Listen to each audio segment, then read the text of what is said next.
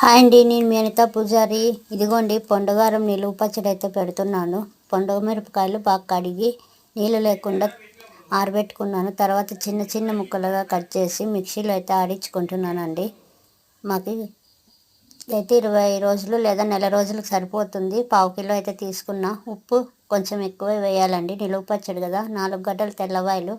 ఇద్దండి పావు కిలో మిరపకాయలకి 50 గ్రాముల చింతపండు అయితే తీసుకున్నాను. కొంచెం కారం ఎక్కువ ఉంటాయని కొంచెం బెల్లం కూడా వేస్తున్నాను.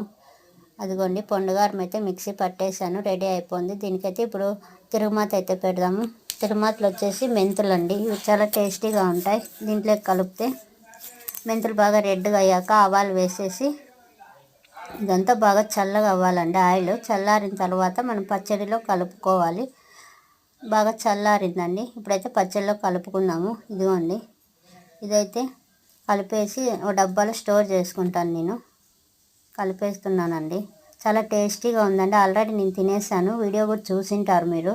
వేడివేడి అన్నంలోకి నెయ్యి వేసుకొని గిన్నెలో కలుపుకొని అయితే తినేసాను. ఇదిగోండి, ఇప్పుడైతే డబ్బాలో స్టోర్ చేస్తున్నాను. ఇదైతే నెల రోజులు వస్తుందండి. ఓకే అండి, బాయ్.